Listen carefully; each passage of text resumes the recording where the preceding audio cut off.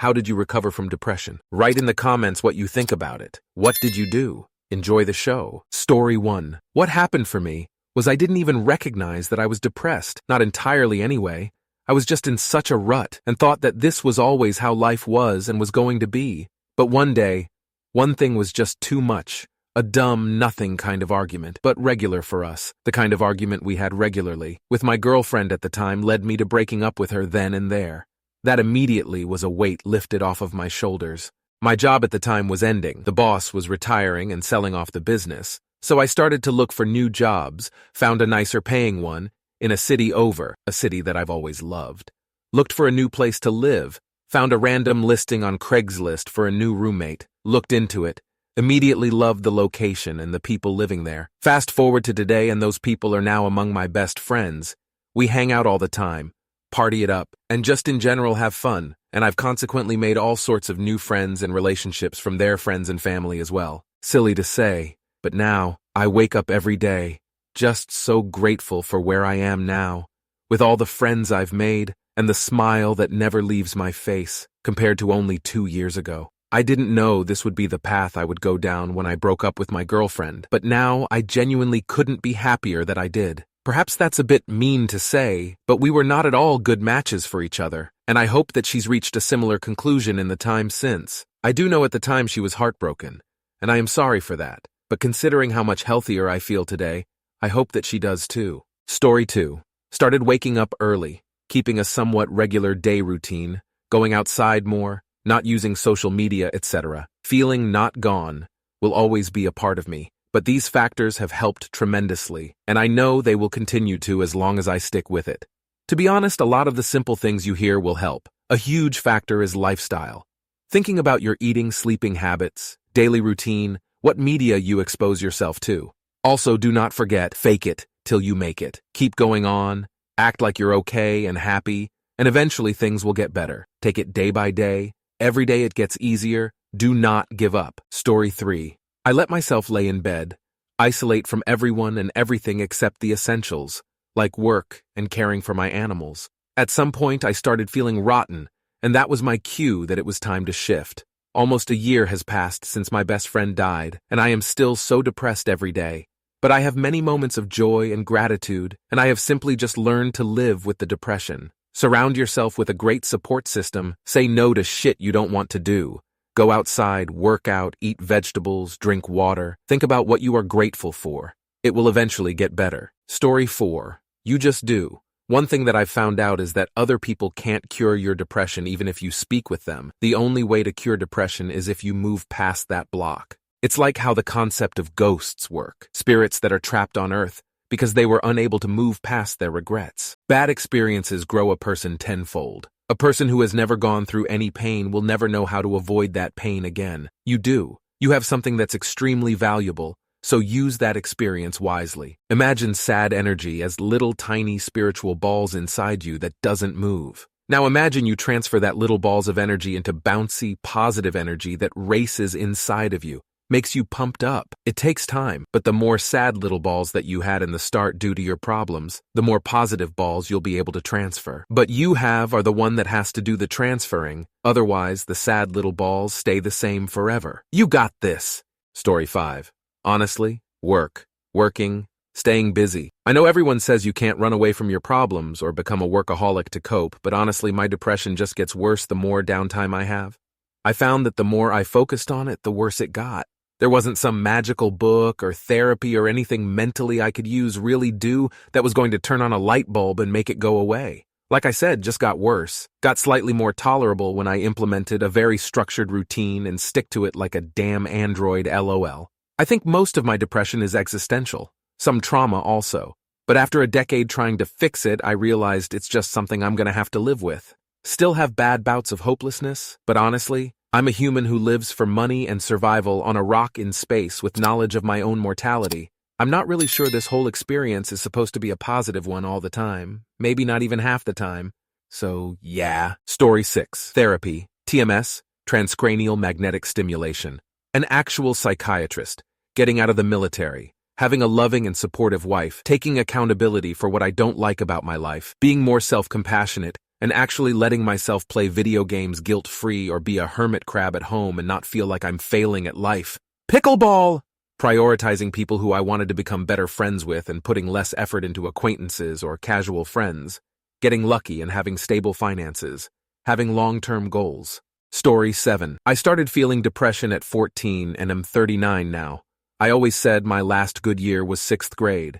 It took me 5 years of cleansing my body of metals, parasites, chemicals, etc., and about 20 plant medicine journeys, including 12 ibogaine journeys. Trauma is stored in the body. It just keeps adding and adding on. I had treatment-resistant depression, plus my body doesn't detox estrogen, just found that out last year, so I had uterine fibroids that no one saw. A hysterectomy also helped. But for my whole life since I was a teenager until 39, all anyone could do was birth control, antidepressants, and the birth control made me even more depressed, plus one trauma after the next. Again and again. Many times in my life I couldn't not cry. My eyes were always welling over, lots of big shocks and deaths and abandonment, and also married to a narcissist, before I knew what that was. My 12th ibogaine journey a few months ago finally got to my childhood trauma. I was crying for 2 or 3 hours, which isn't super regular on iboga. My teachers, I've been learning this work, said they'd never seen someone struggle with depression so much. It's something I had to break for my bloodlines. My dad was a psychiatrist but died years ago. He couldn't do it, since he had a made-up job meant to sell pharmaceuticals, although he was a good man. And then I stumbled into plant medicine and moved to South Africa. Seriously, I never knew what iboga was. Then I was on this cleanse in Africa, and my teachers, that I'd just met, said, after this mushroom journey, then you'll do iboga. I was like, how do you spell that? I was terrified to do the mushrooms, as I had an awful experience in high school. For this journey, I just sobbed about my marriage divorce for 5 hours. I couldn't see, and was just blowing my nose in the sheets. That was the top layer. Now when I think of that dude, I don't feel any sadness, because I let the emotion out. It's just something that happened. Just so glad I got away. I went back 1,000,000 times, even after he had a kid with my friend. Then, it just went on layer by layer, year after year. In an iboga journey, I saw my 22-year eating disorder started when my mom left me at a lockdown facility at 16. I could never imagine binging and purging now, but for 22 years I tried to stop. All anyone could do was give me pills. Took a while to get all those metal and fluoride-filled pills out of me. And OMG, the parasites. I had multiple colonies, and I thought I was healthy. Those nasty fuckers will mess with you big time. Your thoughts and emotions and addictions. Anyway, I want to teach the world this stuff, figuring out how to put together a documentary. Also, entities can attach to us. I luckily don't think that has happened to me to a large degree, but I've watched a close relative get taken over by demons, and it's very sad. I think they have 1,000,000 parasites in them. Add in drugs, and the entities can latch on easily. This world ain't easy. But if we cleanse and remove the trauma, we can get back to our true self. Story 8. Kid you not. I just filled my feed with positivity. It was weird, awkward, and felt out of place. But I started with wholesome photos, videos of encouragement, then did solo adventures like walking, eating outside by myself, till I could gradually go up a step, like hung out with friends, said yes to many things, hanging out, eating, studying. We really just made a mess in the library, and gradually got better from there. I think I'm still missing some things and relapse due to habits like, but yeah, fill my site with positivity before moving onwards. I got into med school cause of my hard work, so we'll probably face it again later. But I think I've got a grasp into challenging it again. I hope you or someone you know facing this can find their way too. Story 9. Although I never saw anyone about it, I was so around ages 8-ish to 15-ish, middle school. When I was 16, I took a trip to Utah, sent away by my near family for safety for 5 weeks, during which time I biked 18 miles morning and afternoon, every day on mountains with my extended family. We hiked for hours on remote trails and were constantly busy. For me, the mental strain of keeping up gave me a path out of myself. Today, I'm a lot different than the person I was only 3.5 years ago. I'm more confident and on the road to college. I run into some debris from that fight with myself every now and again, but my recovery, I wish there was another word. I'll use recovery, is certain. I'm aware that my battle with it went better for me than most, as I'm watching the degradation of my younger sibling, and have placed some mental blocks for myself to keep safe. For me, it was a game that was pretty terrible, and one that I had been losing for years. My opponent made a mistake. and it cost them the game. I seized my opportunity, and I won. I think something that may help others is figuring out if your internal monologue is good, bad, or non-existent. That would have helped me. Mine was very, very bad. Mine was my opponent in that game. And so when I won and knocked down his door, I knew what to change and what should remain. I hope to you all that you find peace, a peace full of color and wonder. Story 10. Daily meditation, just box breathing, in the nose, out the mouth. Repeating in my mind things I'm grateful for, allowing my brain to say whatever it wants as many times as it wants until those thoughts are accepted. Then those thoughts don't persist. I'll have goals that I believe help me and help others. Screen time will be minimal. I'll only use a screen if it's needed. Not for fun, not for gaming, not for social media. I'll eat what I need, not overindulge. I'll work out not to the point of exhaustion, but in a way that's repeatable. I'll connect with my friends and family as much as possible. I'll look towards the things I'm afraid of and enjoy the challenges. But yeah, I think main things are meditation and no screens, plus journaling, awareness, self-study, and honesty. Being okay with asking for help.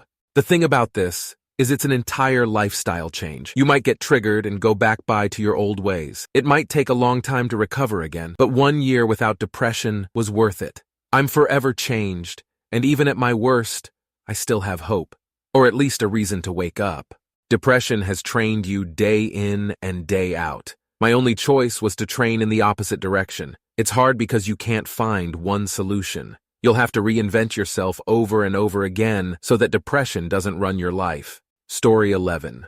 It's not a bug, it's a feature. I did my fair share of therapy, which I did not find much wisdom in apart from being medicated. I figured that the more I resisted, the more friction I caused.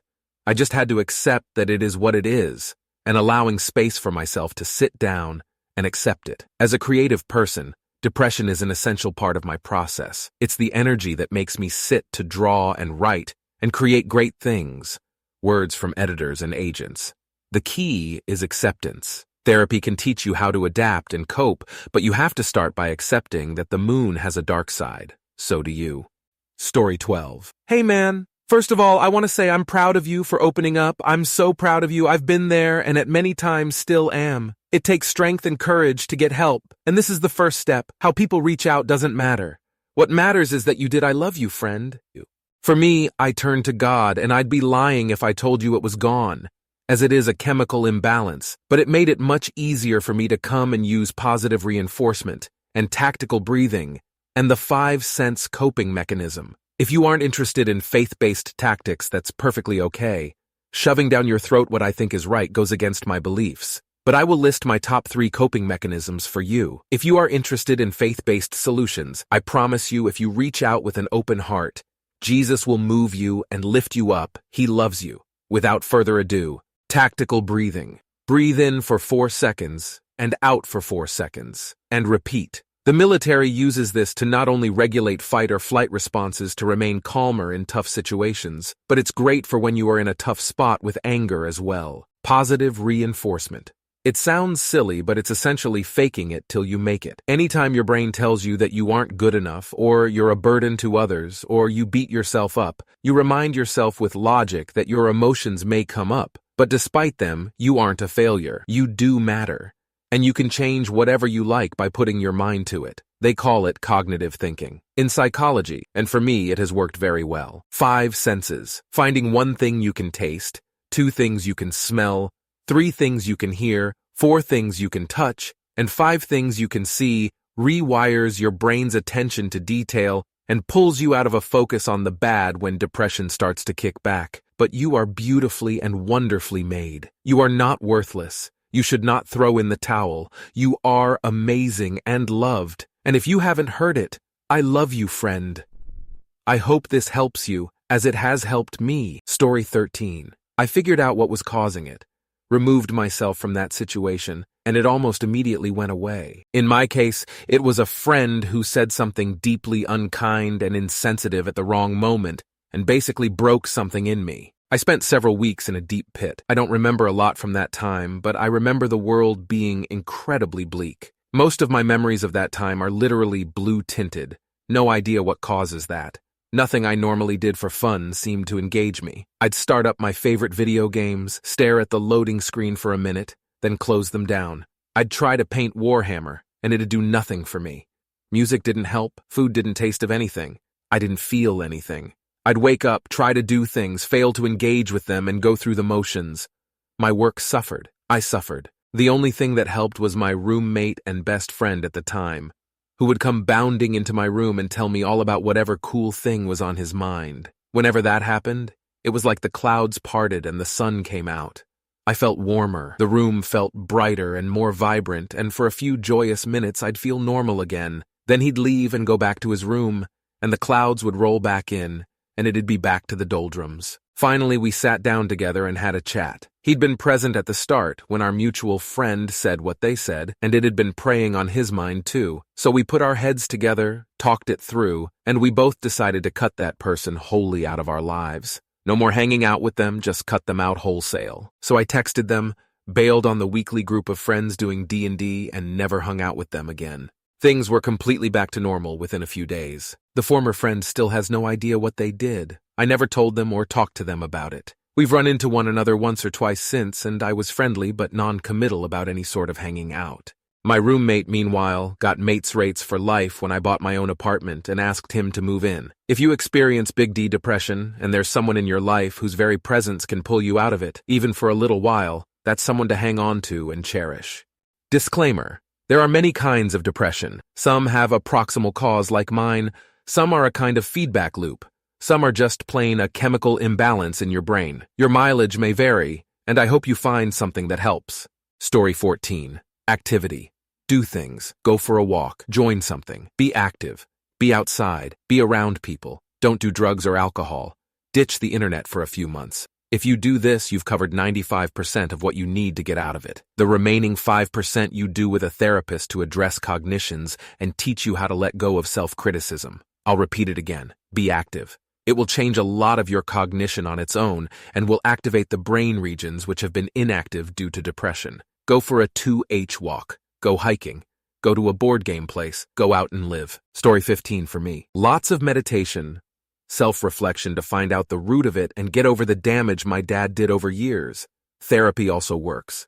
What's important is to accept your past for what it is. It's your past. Don't run for it and don't be ashamed from it. Medications can help along the way. Some depression is chemical-based in the brain, so unfortunately you'll need medicine for it. For hobbies that you enjoy and find multiple to switch between. Keep making small, achievable goals so you can reach them easily, and others longer goals for time. Story 16. You don't really recover or get cured. You simply get better at managing your symptoms so they don't physically affect you as much. For me personally, I got better when I was enabled to follow my medication schedule better and adjust my medications with my comfort being the priority over my long-term health. Living longer, but being in misery the whole time is not a viable option long-term for most people. In some cases, it's just a matter of letting your brain sort itself out over a longer period of time. I was in a serious depressive episode for about 2 years, but started getting better drastically over the course of a couple weeks. Even though I wasn't doing anything particularly different from what I had been doing that whole time to tackle the problem I was facing. The brain is just weird sometimes and kind of a jackass. Story 17. I read once, IDK, where that one of the best ways to manage your depression is to leave the place where you've been depressed. The same walls and things constantly remind you of the pain you've been through. Removing anything that triggers a painful memory can help you get better over a long enough time. Working out and eating clean improves your health and physique, but also releases feel-good hormones that improve your mood to a point where depression becomes too inconvenient to the life you have. You can improve on your existing skill set to get a better job, to earn more money, and improve the quality of your life. There is nothing more fulfilling than improving yourself and working to see the results of your efforts. Depression is a disorder that deeply latches into your mind and cannot be solved overnight. You need to take action to get out of it, whether it is getting in shape, leaving a traumatic home environment, getting therapy, or making more money. Depression can immobilize you, but there is nothing that can stop someone that has decided to improve their life. Story 18. Recovering from depression is a deeply personal journey and can vary widely from person to person. Here's my experience, which I hope might be helpful. Seeking professional help. The first and most crucial step for me was reaching out to a therapist. Talking to a professional provided a safe space to express my feelings and receive guidance on managing my depression. Medication. After consulting with a psychiatrist, I started taking prescribed medication. This helped balance the chemicals in my brain and made it easier to cope with daily life. Support system. Leaning on friends and family was incredibly important. I opened up to a few close people about what I was going through, and their support was invaluable. They provided a listening ear, encouragement, and a sense of not being alone. Healthy lifestyle changes. I began focusing on my physical health, which had a positive impact on my mental health. Regular exercise, eating a balanced diet, and getting enough sleep were all part of my routine. Even small changes made a big difference. Mindfulness and meditation. Practicing mindfulness and meditation helped me stay present and reduce anxiety. It was challenging at first, but over time, it became a helpful tool for managing my thoughts and emotions. Setting small goals. Instead of overwhelming myself with big tasks, I set small, achievable goals.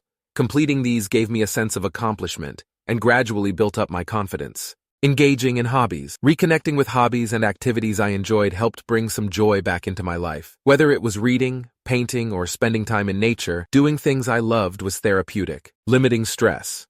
I learned to identify and limit sources of stress. This included setting boundaries in my personal and professional life, and not being afraid to say no when necessary. Recovering from depression wasn't a linear process. There were ups and downs, but by taking these steps and being patient with myself, I gradually started to feel better. If you're struggling with depression, I encourage you to seek help and remember that recovery is possible. Story 19. By going outside and seeing the world as it is.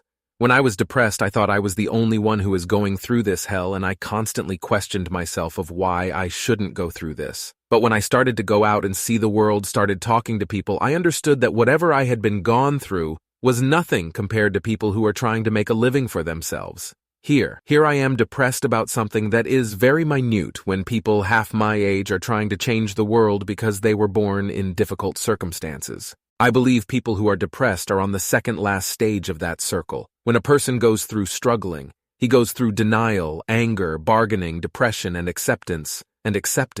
Every person who has been in a depression would understand this.